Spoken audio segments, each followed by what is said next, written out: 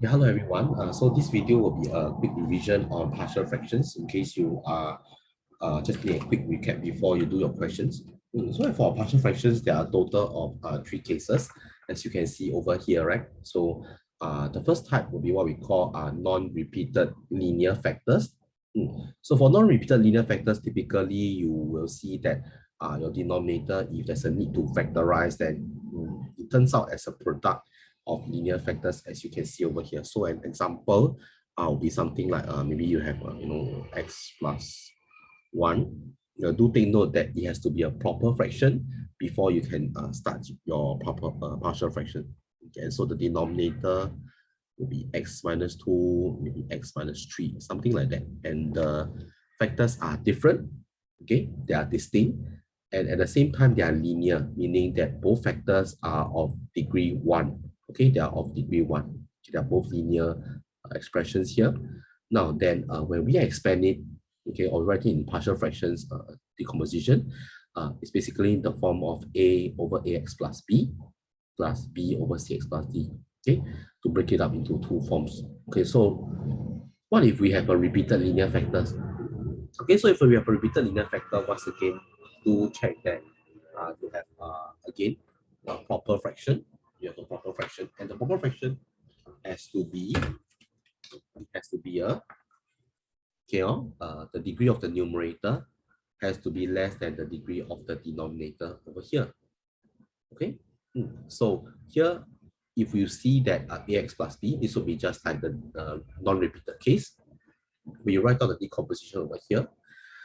But if it is of power 2, okay, then you need to break it down into power 1, a fraction containing power 1, and a fraction containing the second degree. Okay, so power 2. Okay, so cx plus d and cx plus d are power 2. Okay, and after that, we will go ahead to find a, b, and c respectively. Okay, now for non-repeated quadratic factor over here, okay, so do take note that this quadratic factor has to be non-factorizable. Okay, so for example, what do I mean? Okay, so do take note that this has to be non-factorizable. Okay, typically we don't get a lot of questions that have non-factorizable yet at the same time it's also repeated. Okay, so most of the time, I would say most of the time, not all the time, okay, you have a quadratic factor and is non-factorizable. Okay, it's usually of only degree 1 outside. Okay, and x squared plus c squared over here, if you notice that when we take x squared plus c squared, the numerator we have to write dx plus c. Okay, so this is because if a degree of the denominator, just imagine when you do a division of with a quadratic factor. Okay, so just imagine, let's say if you to take fx and you were to divide by x squared plus say 5, for example, and when you reach a remainder of say maybe 2x plus 3, you realize that when you end up with this as a numerator, you can't really continue the long division. Okay, so this becomes the remainder, and it justifies to say that the remainder can stop at linear, or it can even be a constant. If it's a constant, then the coefficient b will be 0.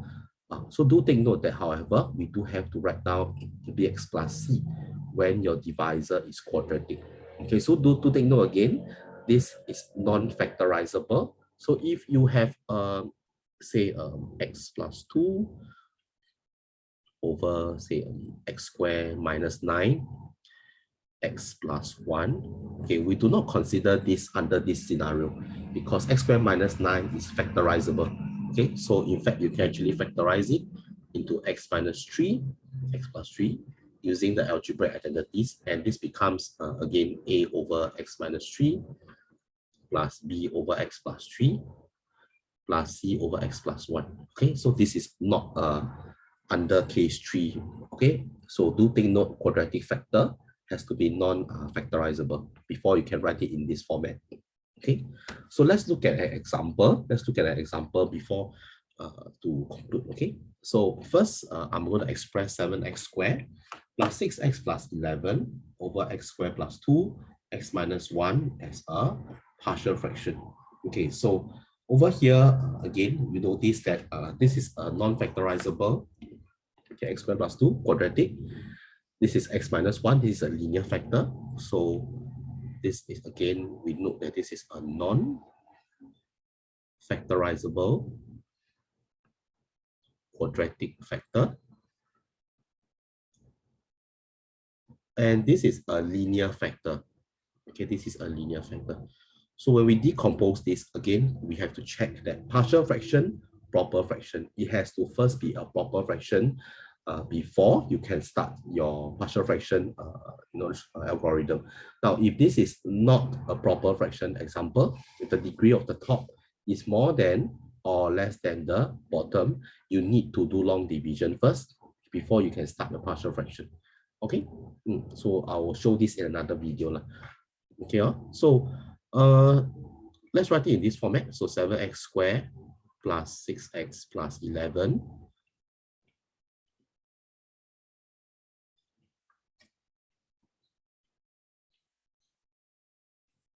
Okay, now remember, we are writing it in the form of, because it's a non-factorizable quadratic factor, so we need to write a quadratic term here, and c over x minus 1. Okay, now if it's linear divisor, then the numerator can just be a constant. Okay, now from here, what do we do next? Okay, a lot of people may get stuck, like they don't know what to do next in the next step.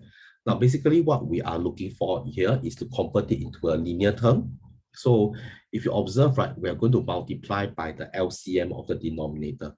So to convert this to linear, okay, you notice that the LCM of all the denominators, right, is x squared plus 2, x minus 1.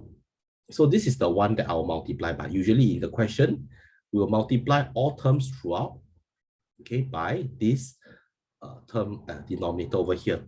Okay, so this is what we do. We multiply everybody by the denominator, okay, the lowest common multiple of the denominator.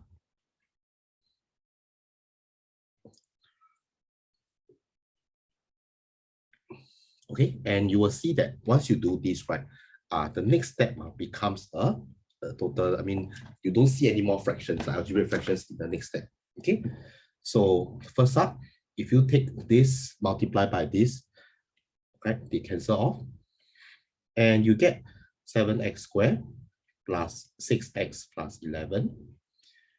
Okay, in the second fraction, the center, ax plus b over x squared plus 2 multiplied by this expression. This cancels off again, and you get ax plus b multiplied by x minus 1. Okay, c over x minus 1 multiplied by x squared plus 2x minus 1 cancels off. Okay, and I end up with c multiplied by x squared plus 2. Okay, so now if you observe this step, now this becomes there's no, it's like so-called a one-liner. There's no more denominators. And what do we do next is we will use two methods, either by comparing coefficients or by substitution, if you remember. Okay, so if you're not sure, don't worry. I'm going to show you here how we find A, B, and C. Okay, so the first step, what we can do, if you notice that x here minus 1 is a linear factor. Now, this is very ideal for a substitution. So what I will do, right, is if I were to let x to be 1, so if I let x to be 1, okay, you can see that this entire expression, 1 minus 1 becomes 0. Okay, so this becomes 0. So what I'll do, I'm going to sub x as 1 throughout the whole equation. So 7, 1 square, x becomes 1 plus 11. And this, when you have a 1 minus 1, it becomes 0. So it's 0 plus c of 1 square plus 2. Now simplifying this, I think what you have is on the right hand side, left hand side, you have 7 plus 13, you have 24. And on the right hand side, this gives you a 3 equals to 3c. So therefore, c becomes 8. Okay, so there you go. You have actually found the first coefficient. And after you found c, right, do take note that you should put it back into the question. So now, right, let me just rewrite. At this juncture, you already have found c. So you're only left with two unknown coefficients that you need to find, which is A and B, okay, which is just A and B. And I'm going to rewrite my C as 8. Okay, all right, so from here, after that, once again, what do I do next? Okay, I'm going to show you another method that is called comparing coefficients.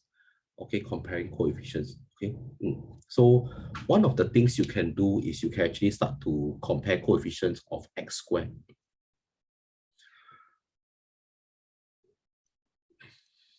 Now, if you look at the left-hand side, right, the coefficient of x squared, or I mean, again, the only term containing x squared on the left-hand side is 7. This means that the coefficient of x squared is actually 7 on the left-hand side. Now, on the right side, right, observing the terms, ax multiplied to x, this actually gives you an ax squared. Okay, so the coefficient is a here.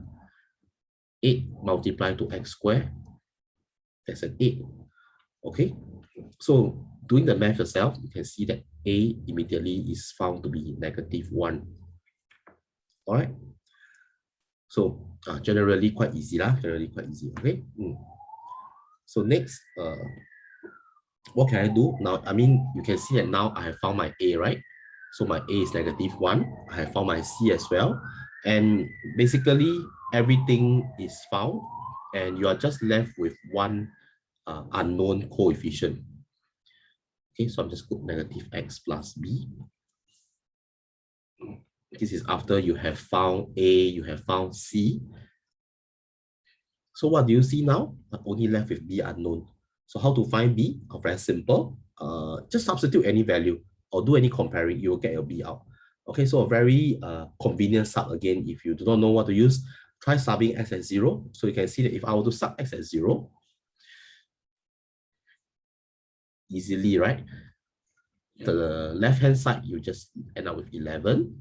The right-hand side, I believe 0, you just end up with -b. 0 plus 16. And I think you'll just get b equals to 5. Okay, so this idea here I've shared with you on how to find the unknown coefficients. One is using comparing coefficient, and one is to use what we call substitution. Okay, so this method is called substitution.